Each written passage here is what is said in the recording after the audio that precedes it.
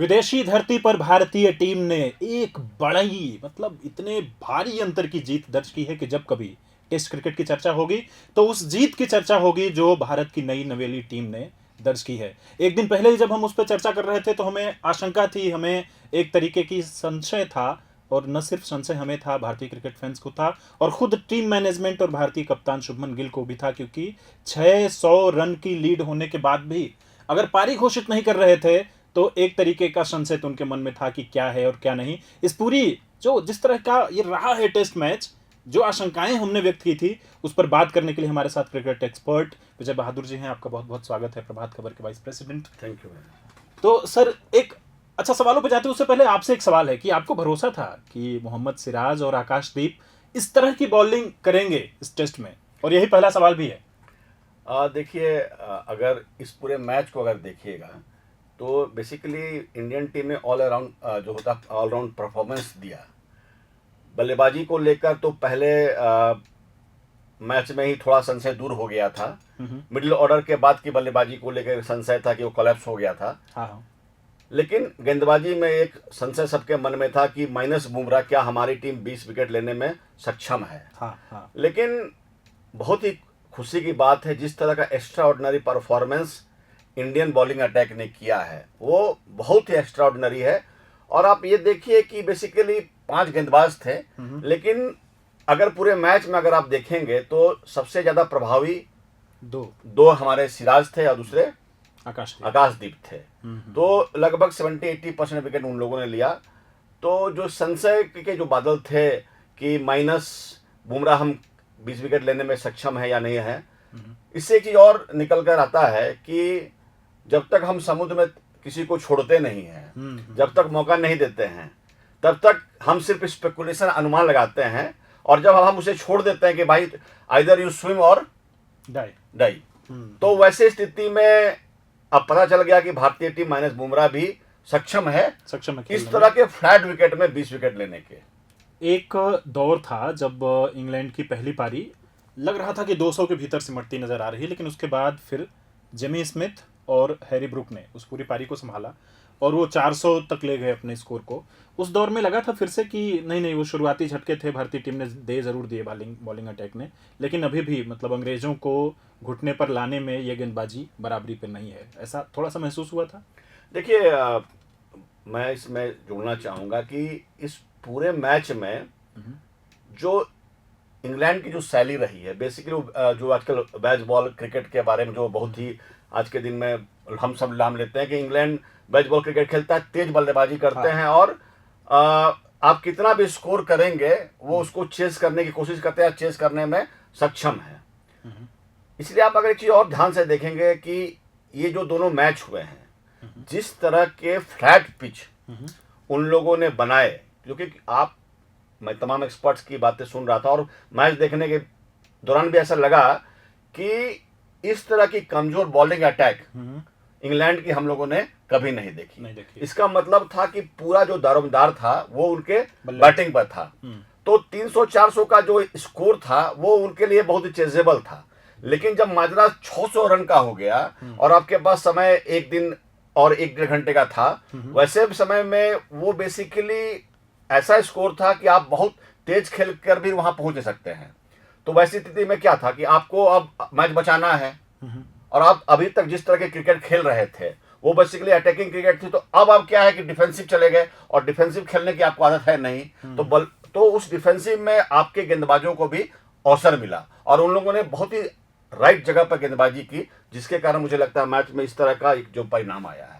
हो निसंदेह आपने भी इस पूरे मैच को देखा होगा और उसके अंदर की बारीक चीज़ों के बारे में ध्यान दिया होगा, लेकिन कुछ ऐसी बातें हैं जिस पर एक बार जोर डालते हैं विजय सर से, उसके बारे में पूछते हैं कि 5वें दिन थोड़ी सी बारिश हुई थी और बारिश के बाद जो बॉलिंग हमारी अटैक है उसने नई धार पकड़ ली थी बॉलिंग का। तो उस बारिश ने कुछ मदद की या फिर हमारी बॉलिंग अपने ही लाइन जैसे कर रही थी वही? देखिए, ऐसे भी मैंने जैसे बोला ना कि इसकी पूरी पृष्ठभूमि को समझिए। 5वें दिन किसी तरह के भी जो फ्लैट पिच में अमूमन बल्लेबाजी करना डिफिकल्ट हो जाता है। ओके। उस मैच में अगर आप मैच को ध्यान से देखेंगे तो हमारे तेज गेंदबाजों ने विकेट लिया, लेकिन आप देखेंगे जब हमारे स्पिनर्स जब बॉलिंग करने आए, खासकर जडेजा जब बॉलिंग कर रहे थे और जिस तरह से गेंद टर्न कर रही थी, उस समय बैट्समैन के मन में हर गेंद को लेके एक संशय बन गया। तो उसका लाभ कहीं ना कहीं हमारे तेज गेंदबाजों को भी मिला। तो मुझे लगता है कि 5वें दिन किसी भी टीम के लिए किसी भी सरफेस पे खेलना डिफिकल्ट है। और चूंकि इंग्लिश टीम, जैसे मैंने कहा कि तेज बल्लेबाजी या बेसबॉल क्रिकेट में अटैकिंग बैटिंग करती थी, तो उनको चूंकि वो मतलब जिस तरह का स्कोर था वो उनके रीच के बाहर था। तो आपके पास एक ही बच गया था कि आपको डिफेंसिव खेलकर मैच बचाना। आप चूंकि आपको डिफेंस करने की आदत रही नहीं, तो उस द्वंद्व में जो है आप कोलैप्स हो गया। ये अंग्रेज ओपनर बेन डक ने 15 गेंद में 25 रन बना के अपनी पारी को समाप्त किया है। वो डिफेंसिव खेल रहे थे या क्या कर रहे थे पता नहीं। लेकिन बाद के समय में अंग्रेजी टीम में एक खिलाड़ी का जरूर जिक्र करना चाहिए, जेमी स्मिथ। उनके विकेट कीपर बल्लेबाज हैं। पहले पारी में भी उन्होंने 181 के आसपास का स्कोर किया था और दूसरी पारी में भी 80 रन के से ऊपर का उन्होंने स्कोर किया था। तो अंग्रेजी बल्लेबाजी में धार जिस तरह की दिखाई देती है, इस मैच में वो चीज़ नज़र नहीं आई। देखिए, उनके बल्लेबाजी में डेप्थ है, लेकिन मैं बताऊं आपको कि एक तो इंग्लिश कंडीशंस में मैंने इस तरह का फ्लैट पिच अभी तक दोनों मैच में बिल्कुल नहीं, जिस तरह का फ्लैट पिच है, ये लगता है जैसे हम इंडियन सरफेस में खेल रहे हैं। ये लग ही नहीं रहा है कि ये जो है इंग्लिश सरफेस है जिसमें गेंद स्विंग करती है, सीम करती है, बाउंस करती है। तो ये पूरी तरह से इंडियन ट्रैक है जिसमें भारतीय बल्लेबाजियों को ये ट्रैक सूट कर रहा है। दूसरा क्या है, इंग्लिश चूंकि गेंदबाजी कमोबेश जिमी एंडरसन और स्टीव ब्रॉड के बाद कमजोर है, तो कहीं ना कहीं वो उनके ऊपर एडिशनल प्रेशर बल्लेबाजों के ऊपर हो गया है। और इस मैच में चूंकि देखिए पिछले मैच में 370-80 का स्कोर उनको चेस करना था, वो उस तरह का चेस वो पहले भी कर चुके थे। लेकिन जब 600 का चेस करना है और आपके पास एक दिन और लगभग 4 दिन लगभग 1-1.5 घंटे का समय था, तो वो बेसिकली बियॉन्ड रिस्क था। तो जो उनकी पूरी जो फिलॉसफी थी, जो पूरी वर्किंग थी या उनका खेलने का तरीका था, वो कोलैप्स कर गया। 3 बदलाव हुए थे इस मैच से पहले। तीनों बदलाव में जो एक बदलाव था उस पर तो काफ़ी चर्चा रही कि भाई ये करना था, नहीं करना था, ये सही समय था, नहीं था। 2 बदलाव और थे।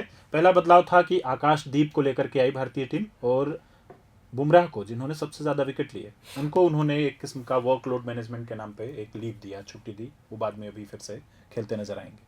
इसके अलावा शार्दुल ठाकुर, जो कि पहले मैच में पूरी तरह से फ्लॉप रहे थे दोनों ही पारियों में, बॉलिंग या फिर बैटिंग दोनों में ही, तो उनकी जगह पर वॉशिंगटन सुंदर को लेकर के आए थे। और एक बदलाव हुआ था, साई सुदर्शन को बाहर रखा था टीम ने और उनकी जगह पे मुझे लग रहा है कि एक बल्लेबाज, एक गेंदबाज और बल्लेबाज मिक्स एडिशनल उसमें शामिल किया। तो ये जो 3 बदलाव भारतीय टीम ने किए, क्या पिछली वाली टीम बेहतर थी, इस बार वाली टीम बेहतर थी, या कि पिछली वाली गलती हमसे कहीं हो गई जो मैच हम हार गए, या फिर इस बार हम मैच जीत गए? देखिए, मैं पिछले मैच की भी मैं गलती नहीं मानता हूँ। मुझे लगता है कि एक सर्कमस्टांसेस उस समय थे कि पहले मैच में हम अच्छा स्कोर करके भी हार गए मैच, क्योंकि हमारा लोअर ऑर्डर या मिडिल ऑर्डर उस तरह से स्कोर नहीं कर पाया। अब जहाँ तक बदलाव का मामला है, तो एक जो अच्छी बात हुई, आकाशदीप अब आपके लिए क्या है, एक तो 10 विकेट लेने के बाद उनका एक जो हौसला है बढ़ जाएगा, कॉन्फिडेंस बढ़ेगा। सिराज के बारे में एक्सपर्ट्स ने कहा कि वो गेंद बहुत ही सही जगह पर डाल रहे हैं। इस पूरे मैच में मुझे लगता है सिराज ने 7 विकेट लिए। 6 पिछले में, एक इसमें लिया, 7 हुआ। प्रसिद्ध कृष्णा अभी भी, हालांकि सेकंड इनिंग में उन्होंने अच्छी गेंदबाजी की, लेकिन वो विकेट नहीं ले पा रहे हैं। तो मुझे लगता है बुमराह के आने के बाद बॉलिंग अटैक आपकी जो है, 3 जो फास्ट बॉलर हैं, एक जो अभी 2 अच्छा परफॉर्म कर चुके हैं, बुमराह आपके ऑलरेडी प्रीमियम बॉलर हैं, तो 3 गेंदबाज ऐसे होंगे जिनका प्रेशर इंग्लैंड की टीम पर होगा। ठीक है। स्पिन जो है, मुझे लगता है अभी भी जो आप देखिए, बशीर ने लगभग 8 विकेट लिए, करीब। लेकिन आप देखिए कि अब जडेजा चूंकि स्कोर कर रहे हैं, तो वो एक आप मान के चलिए कि बैटिंग ऑलराउंडर के रूप में वो खेलेंगे। वॉशिंगटन सुंदर की गेंदबाजी मुझे थोड़ी अभी भी लगता सेटल नहीं लग रही है। तो वॉशिंगटन सुंदर ही एक खिलाड़ी होंगे जिसके बारे में ये चर्चा हो सकती है कि हमें अपने बॉलिंग अटैक को और मजबूत करना चाहिए, नहीं करना चाहिए।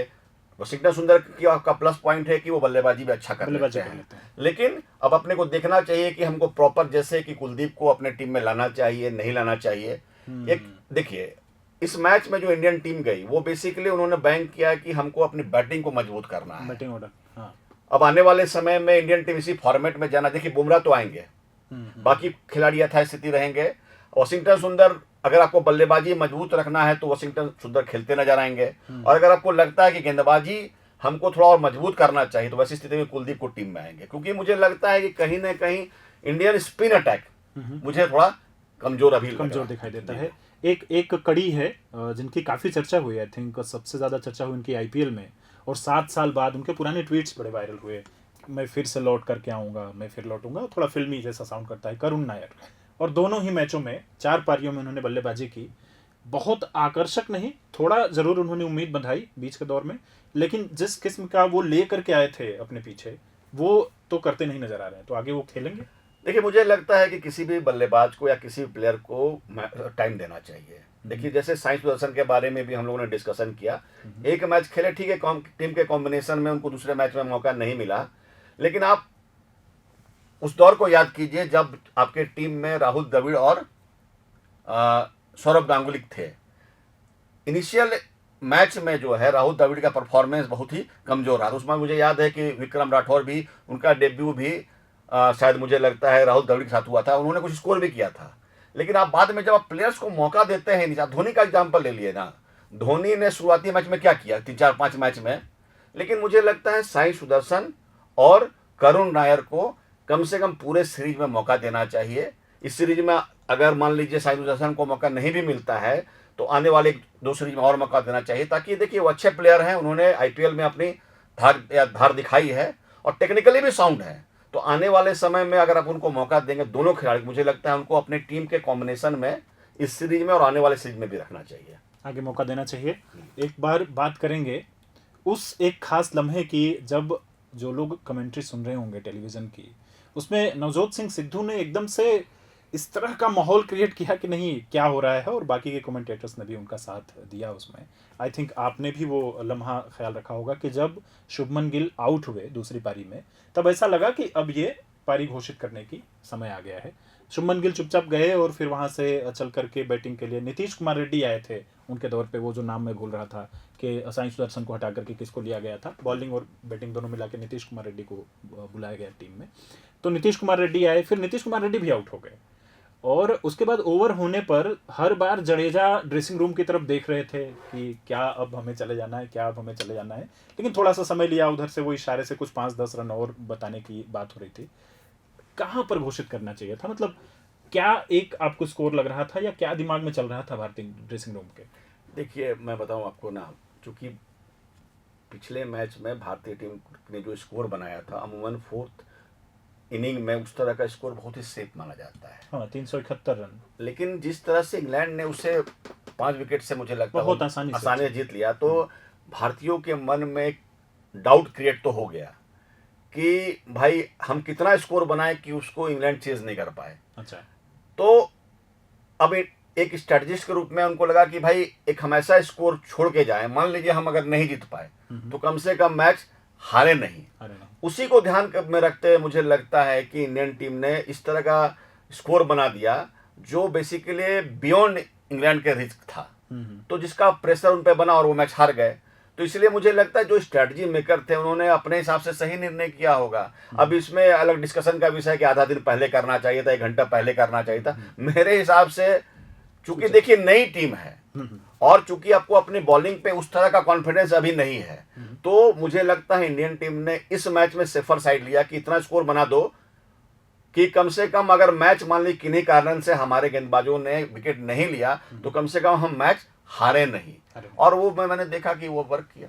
2 इंसानों की और बात करनी होगी। पहले वाइस कैप्टन की बात करते हैं। ऋषभ पंत तेज खेलते हैं, निडर खेलते हैं और अपने खेल से नए किस्म का एक जज्बा लेकर के आते हैं पूरे मैच में, और बल्ले भी छोड़ देते हैं और इतना दूर बल्ला चला जाता है कि फील्डर दौड़ता है बल्ले को कैच करने के लिए। ऋषभ पंत के अंदाज एक खेल पर आप क्या कहेंगे? देखिए, ऋषभ पंत अपने आप में सिंगल पीस है, जैसे ना कहते हैं सिंगल पीस था। ईश्वर ने उनको स्पेसिफिक फॉर्मेट में फार्मे में बनाया है और लगता है वो फार्मा जो बना उसके बाद वो अभी तो फिलहाल साचा तोड़ दिया है साचा। और अभी मैंने आर अश्विन का भी एक इंटरव्यू कहीं देखा है, बोला कि वो अपने आप में बहुत ही यूनिक प्लेयर है और वही उसकी यूएसपी है। तो वो जो कर रहे हैं उसको करने दे और हो सकता है कभी कभी आपको वो फ्लॉप नजर भी आए, लेकिन जब वो खेलते हैं तो आपको मैच जिताते हैं। आप इस खासकर आप देखिए वीरेंद्र सहवाग टाइप के जो प्लेयर थे, हाँ। जब वो खेल गए तो मैच, वो बेसिकली उस तरह के खिलाड़ी जिस दिन वो खेलेंगे आपको मैच जिताएंगे। आप देखिए कि पूरे आईपीएल में जब इनिशियल लास्ट में 1-2 मैच में जरूर पंत ने अच्छा परफॉर्म किया, लेकिन फ्रेंचाइज का जो प्रेशर उन पे जो दिखता था, वो उन्मुक्त होकर जो खेलना, कि फ्री फ्लो की तरह खेलना, जिसके कारण ना वो डिफेंस कर पा रहे थे ना अटैक कर पा रहे थे। अब चूंकि टीम में उनको लग रहा है उनकी जगह सुरक्षित है, और अब चूंकि वो 40 टेस्ट खेल चुके हैं, अब कोई नवेले प्लेयर नहीं है। 40 मैच खेल चुके हैं, और उसमें बहुत सारे हाल के दिनों में अगर पिछले 4-5 साल का कैरियर अगर देखिएगा तो मुझे लगता है कि टेस्ट में जितने मैच उन्होंने जिताए हैं, मुझे नहीं लगता है कि विराट या बाकी खिलाड़ी के अलावा किसी ने मैच जिताए हैं। तो मुझे लगता है उनका जो ट्रैक रिकॉर्ड है बहुत बेहतरीन है टेस्ट में।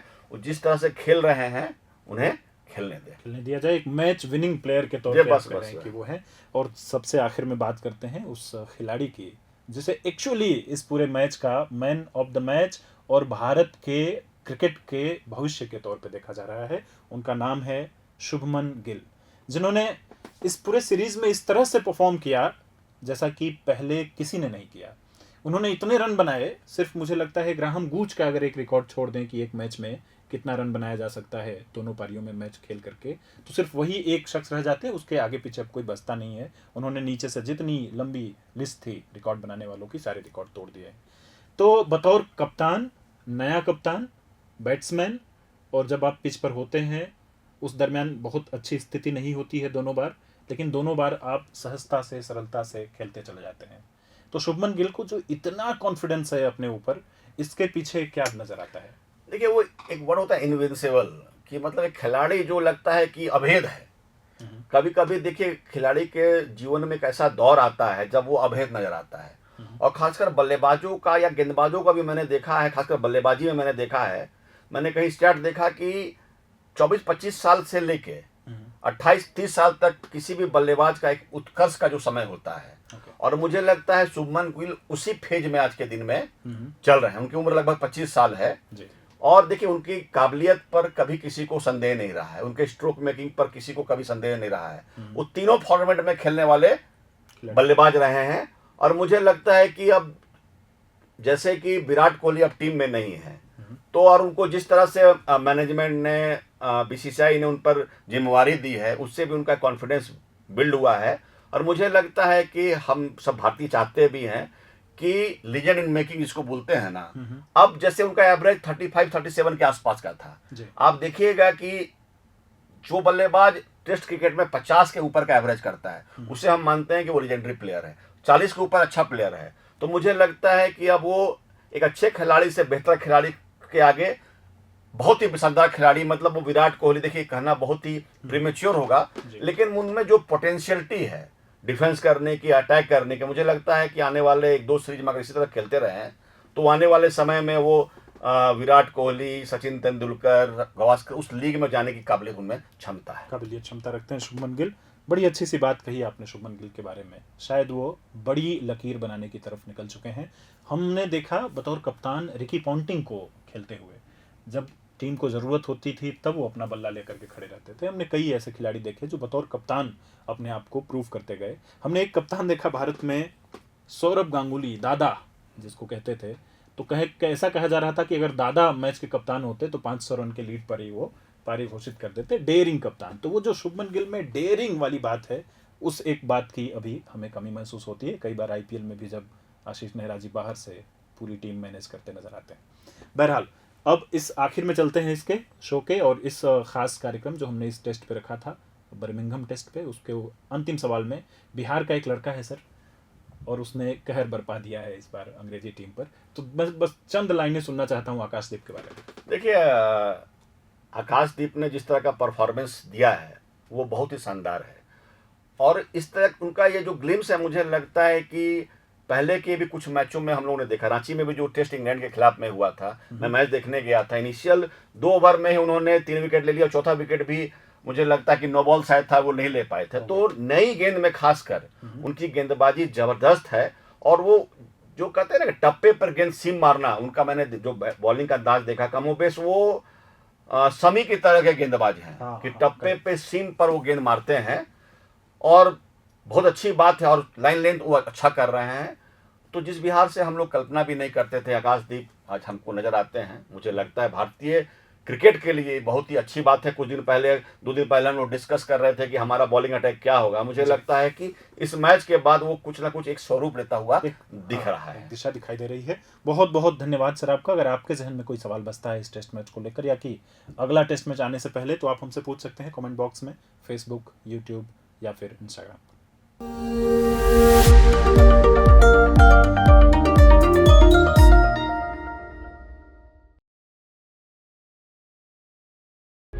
प्रभातखबर.com, विश्वास वही, रफ्तार नहीं।